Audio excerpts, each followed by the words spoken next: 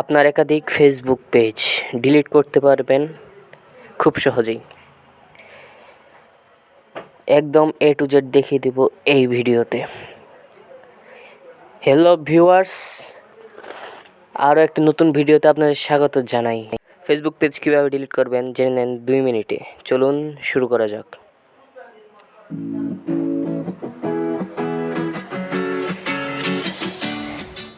প্রথমে আপনারা আপনাদের ফোনের ফেসবুকে চলে যাবেন। ফেসবুকে আসার পর সেখান থেকে 3 ডট অপশনে চলে যাবেন।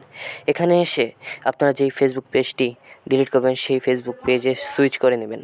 এই যে আমি সুইচ করে নিচ্ছি।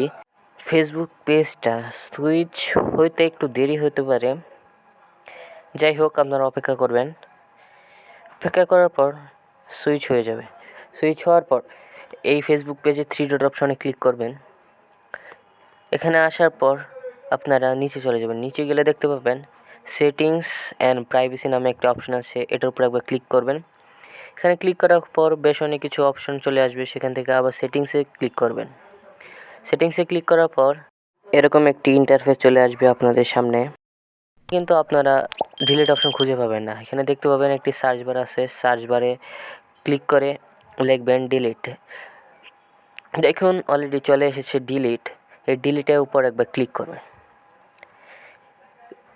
এখানে ক্লিক করার পর এরকম একটি ইন্টারফেস চলে আসবে আপনাদের সামনে। এখানে দুটি অপশন রয়েছে, একটি হলো ডিএক্টিভ পেজ আর একটি ডিলিট পেজ। ডিএক্টিভ পেজ হলো আপনি যদি পেজটাকে ডিএক্টিভ করেন তাহলে আবার পুনরায় পেজটিতে ঢুকতে পারবেন, আর ডিলিট করলে একেবারে ডিলিট হয়ে যাবে, তা আপনার ফোনে আর থাকবে না। আমি যেহেতু ডিলিট করব তাই ডিলিটের উপর একবার ক্লিক করলাম। ক্লিক করার পর কন্টিনিউ দিলাম।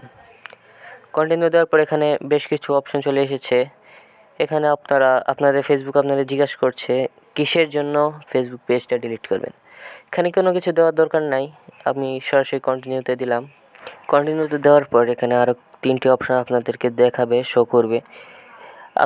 আপনাদের যদি কোনো পোস্ট সেভ করা থাকে সেভ করতে পারেন, বা আপনার ইনফরমেশন ডাউনলোড করতে পারেন, অথবা আপনার ইনফরমেশন ট্রান্সফার করতে পারেন। যেটা দরকার আপনি সেটা করে নেবেন। তারপর সেখান থেকে কন্টিনিউতে চাপ দিবেন। কন্টিনিউতে চাপ দেওয়ার পর এখানে আপনার ফেসবুক আইডিটার পাসওয়ার্ড চাবে, যে আইডি দিয়ে আপনি পেজ খুলছিলেন। আইডি পাসওয়ার্ড দেওয়ার পর কন্টিনিউর উপর একবার ক্লিক করবেন। ক্লিক করার পর এখানে তারা আবার জিজ্ঞেস করছে আপনি কি ডিলিট করবেন কি না। তারপর কন্টিনিউ দেওয়ার পর আবার দেখাবে ডিলিট পেজ, তারপর ডিলিট পেজের উপর একবার ক্লিক করবেন। তারপর একটু সময় নেবে, সময় নেওয়ার পর আপনার যে প্রোফাইলটা আছে সেই প্রোফাইলে সুইচ হয়ে যাবে, অটোমেটিক সুইচ হয়ে যাবে।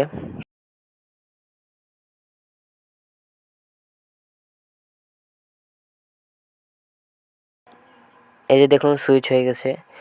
এখান থেকে যদি আপনারা আবার 3 ডট অপশনে ক্লিক করেন, ক্লিক করার পর যে পেজ অপশনটা ক্লিক করার পর আপনাদের ওই যে পেজটা ডিলিট করছেন সেটা কিন্তু শো করবে না।